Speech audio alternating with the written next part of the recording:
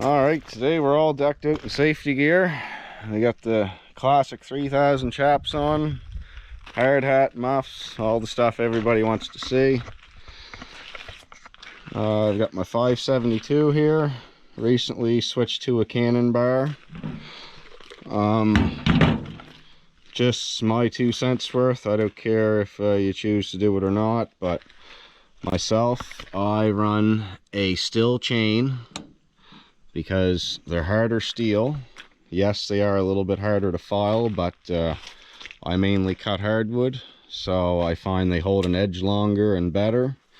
And for the little bit of extra time that it does take to file, I myself think they're worth it to use. Plus, they're actually a few dollars cheaper. So, another thing I want to talk about is filing in general.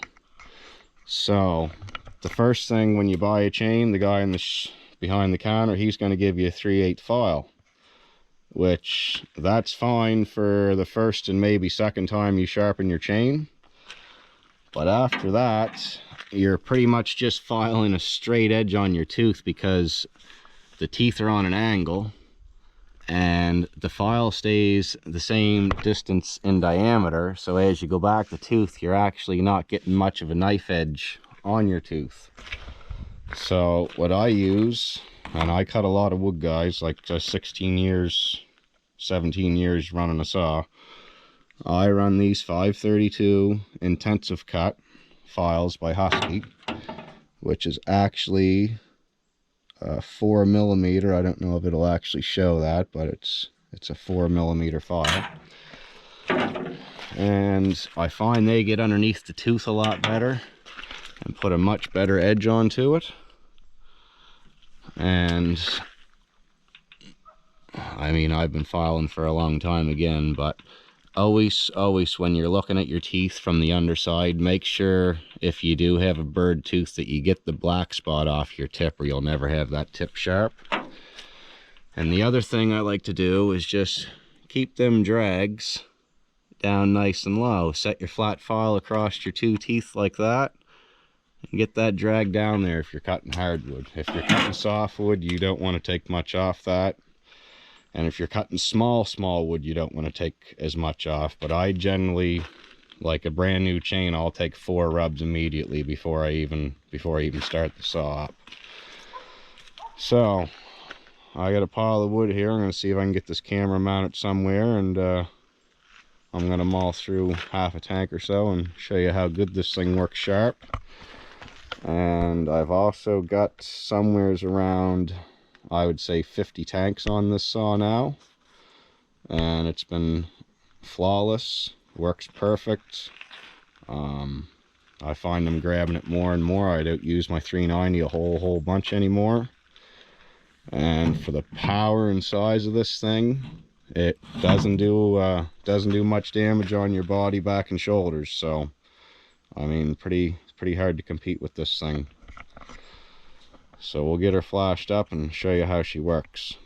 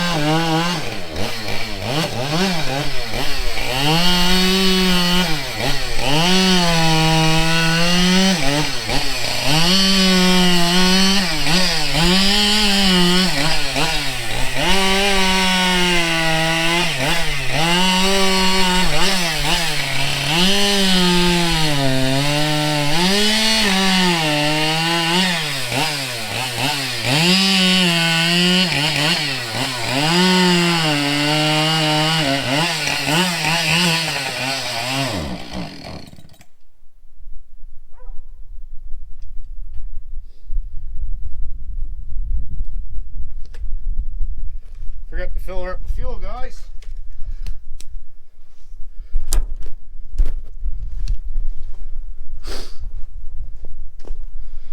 The little bugger cuts quick though. All jokes aside, that's probably a third of a cord, maybe quarter of a cord. 5 minutes run time. I'll fuel her up and I'll cut some of this bigger stuff. And this, I know it's not big, but just don't really have any massive stuff in this load that I got.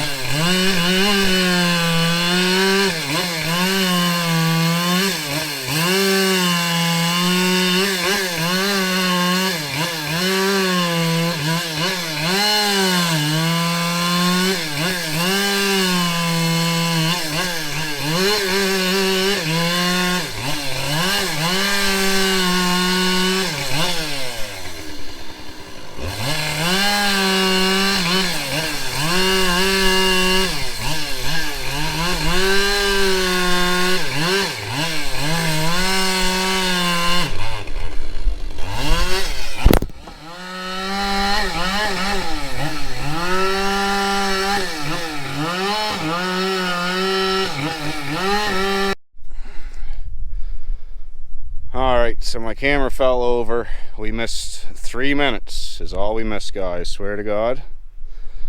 And this is what she junked.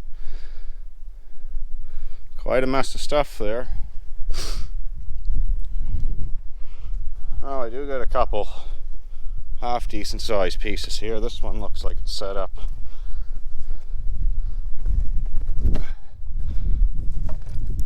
Yeah, there we go. So that's about a, we'll say 14-inch piece of wood. And we're on the small end, it gets bigger as you go down. I'm gonna show you guys how fast this thing will rip through that.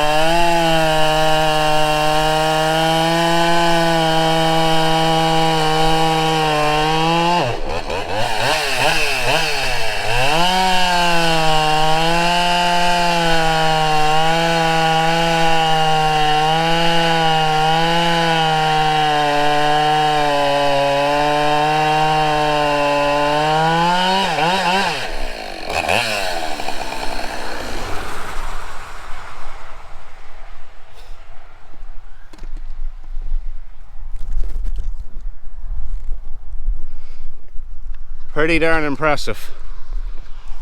I mean, look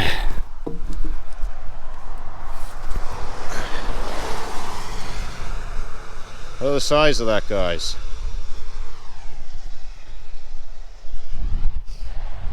And I don't know if any of you cut yellow birch, but it's not a very forgiving type of wood. So 570 XP all the way. No regrets, no complaints. Anyone that talks bad about these clearly had a 62, not a 72. Great working saw.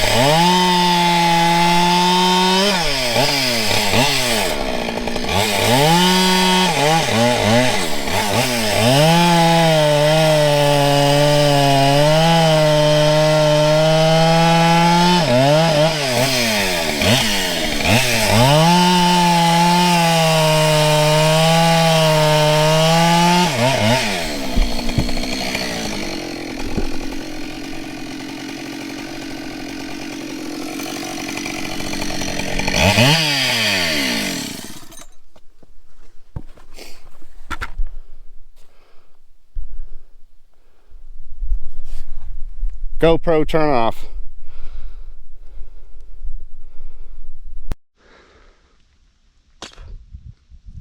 So guys, I just want to start off by saying that Husqvarna is not sponsoring me or paying me to say this or anything like that. Like, this is just my little wood operation. So, other than the 5 minutes at the start when you seen the saw run out of fuel, I junked all this wood on one tank. No joke. And again, Husky is not paying me to say this. One tank of fuel in that saw, and I mean, I run it quite hard. But you seen what this pile looked like when I started. Now there's still a lot underneath that isn't cut yet. But look at the amount of wood I junked in that one tank. Plus I even came over here and hit a bunch of this stuff. Right? And I junked that great big piece of birch over there and full. So I mean, like, that's crazy for one tank of fuel, guys. I don't care who you are, where you're from, what you run for a saw. That thing is out of the box, no modifications, and it cuts like a savage. And most of this wood is maple, but there's a lot of this nasty yellow birch. And I mean, not huge wood, just nice size wood to work with. But hands down, that thing's impressive for its size, its weight, the power it has. And like I said, that's like 50, maybe 51 tanks now roughly onto it, and I haven't even put a spark plug into it. I just cleaned the filter a few times.